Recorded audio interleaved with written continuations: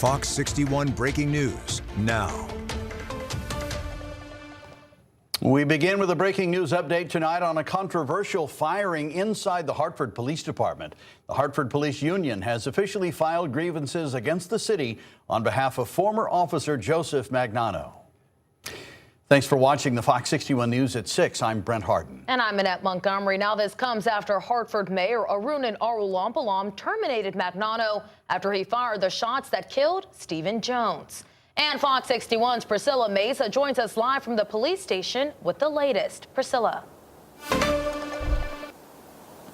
Yeah, good evening. That's right. Well, the firing of Officer Joseph Magnano is now sparking a legal battle between the city and police union. Now, the union claims the termination was not only unjust, but that it also violated multiple rules and contract agreements. The Hartford Police Union filed a formal grievance arguing the city wrongfully terminated Officer Magnano following the officer-involved shooting of Stephen Jones. In the complaint, the union alleges Mayor Arunan Arulampalam and the chief operating officer acted without just cause and with discriminatory intent. The grievance also claims the city violated its own personnel rules, including who has the authority to terminate an officer, and says Magnano had already completed his probation period.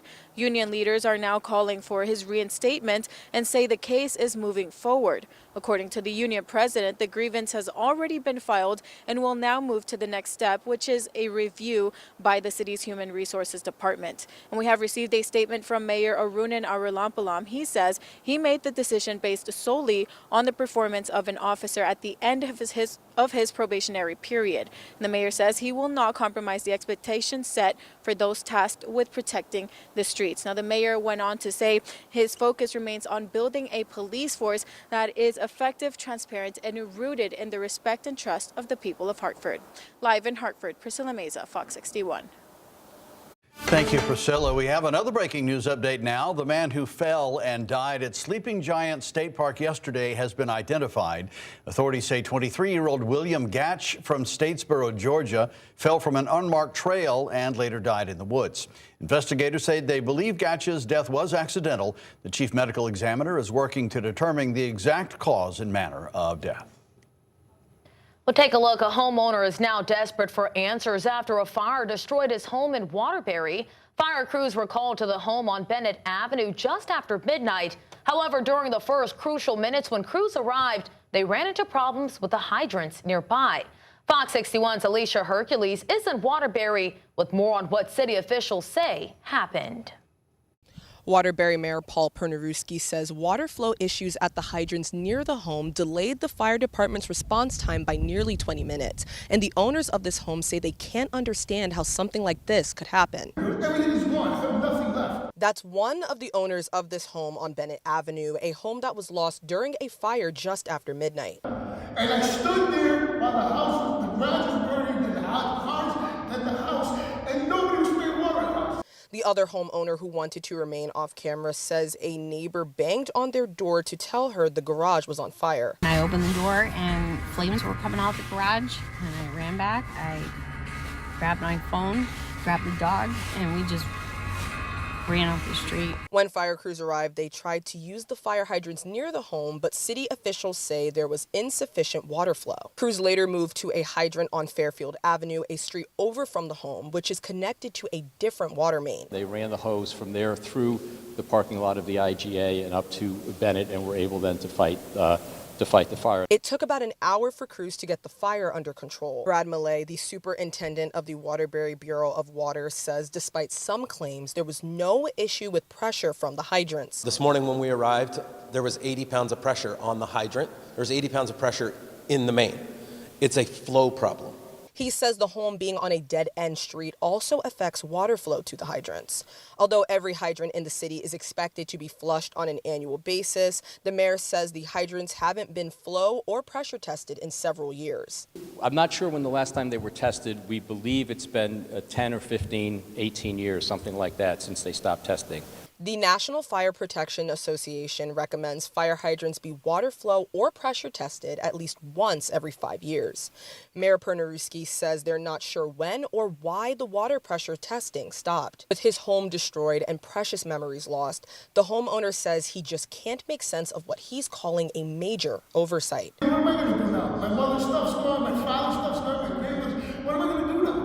What do I do? How do I fix that? My kids' pictures are gone, everything is gone. The cause of the fire is still under investigation, but is not believed to be suspicious. As of now, the mayor and Malay say they will be sending out a crew to begin water flow and pressure testing the hydrants and color code those hydrants as they do those tests to determine what hydrants do and do not have sufficient water flow.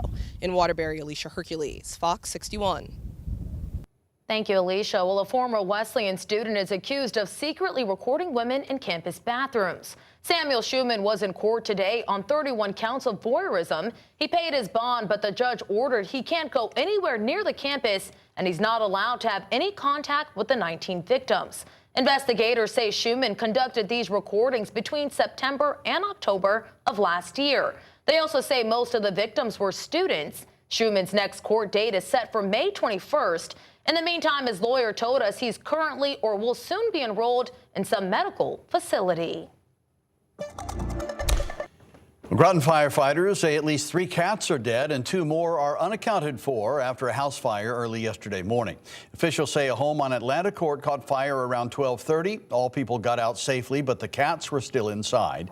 It took crews about 10 minutes to put the fire out. Firefighters say the home has significant heat and smoke damage, but it's not a total loss. And it's not clear at this point what caused that fire. And Hartford police say a man was stabbed repeatedly by a stranger around 1:30 this morning. Investigators say they met the victim at the hospital after someone dropped him off. They say he had multiple stab wounds between his ribs and hips on both sides, but is expected to survive. Officers say the man told them he was stabbed on Homestead Avenue, but when they went to check it out, they say they didn't find any evidence of a stabbing there, so they are still investigating. In a post shared today on Truth Social by President Donald Trump, he said, quote, "A whole civilization will die tonight." The threat was made ahead of his imposed deadline of 8 p.m. Eastern time for Iran to make a deal.